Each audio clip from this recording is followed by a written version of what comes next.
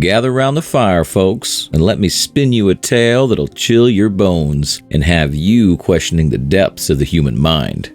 Our story begins with a man named Chris Benoit. Now, Chris was no ordinary guy. He was a wrestling champion, a heavyweight in the ring, and a household name to fans of the sport. From the outside, he seemed to have it all: fame, fortune, and a loving family to come home to after every grueling match. But as they say, the higher you climb, the harder you fall, and Chris's descent was a steep one, dragging innocent lives along with him.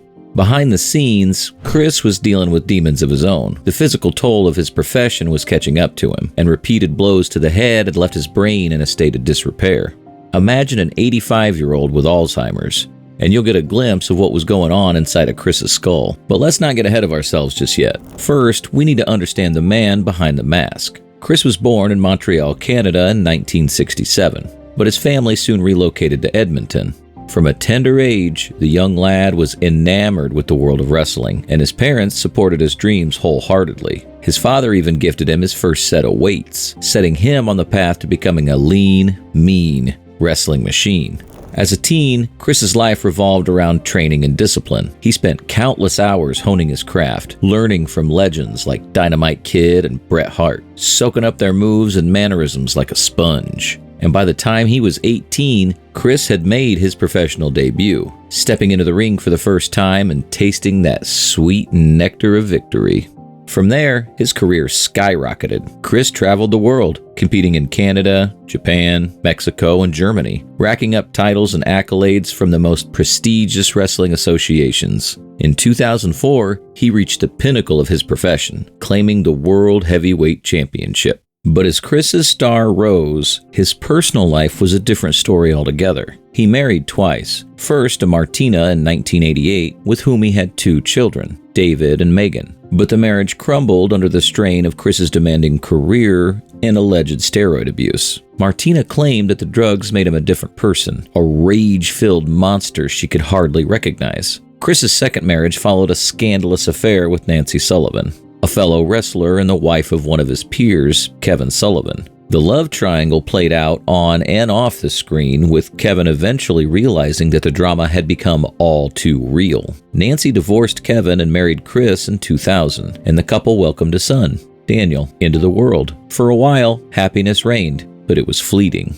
In 2003, Nancy filed for divorce, citing the same issues that had plagued Chris's first marriage, his erratic behavior, and the toll his career was taking on their family. But after intervention from both sides, Nancy gave him a second chance, hoping that this time things would be different. Little did she know, Chris was already spiraling down a dark path, consumed by the demons that lurk in the shadows of the wrestling world. Now, I know what you're thinking. Surely the steroids had something to do with it, right?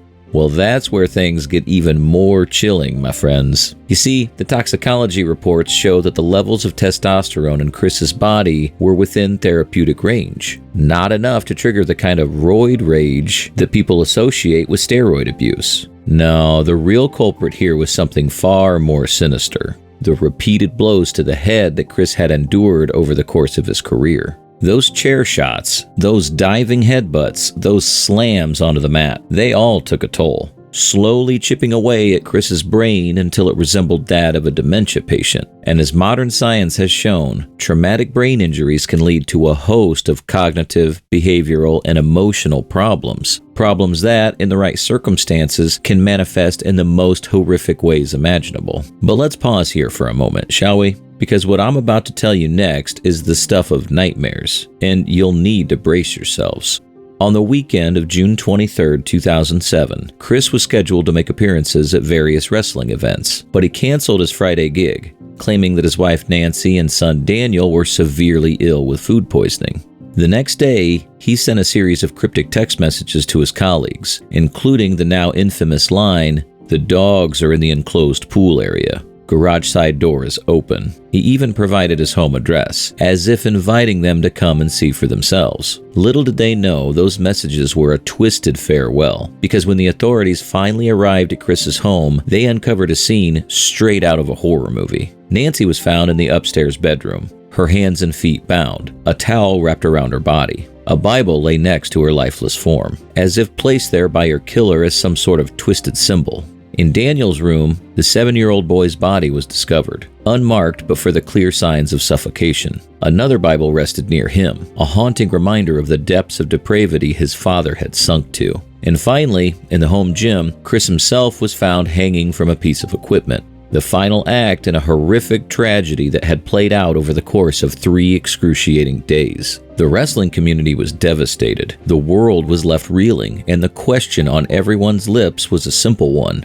Why? Why would Chris Benoit, a man who had achieved such heights in his profession, commit such an unspeakable act against his own family? Was it the brain damage? The depression? A momentary lapse of sanity that spiraled out of control? We may never know for sure, but one thing is certain. 2 innocent lives were snuffed out in the cruelest of ways, and a once revered champion was revealed to be a monster in disguise. But this story is far from over. In fact, we've only just scratched the surface of the darkness that consumed Chris Benoit's mind in those final days. As the investigation unfolded, a clearer picture began to emerge of the events leading up to that fateful weekend. Apparently, Chris had been exhibiting increasingly erratic behavior in the weeks and months prior, likely a result of the severe brain damage he'd sustained over years of brutal in-ring action. We're talking cognitive problems, poor decision-making, mood swings, and a frightening lack of empathy, all telltale signs of the brain disease known as CTe, or chronic traumatic encephalopathy.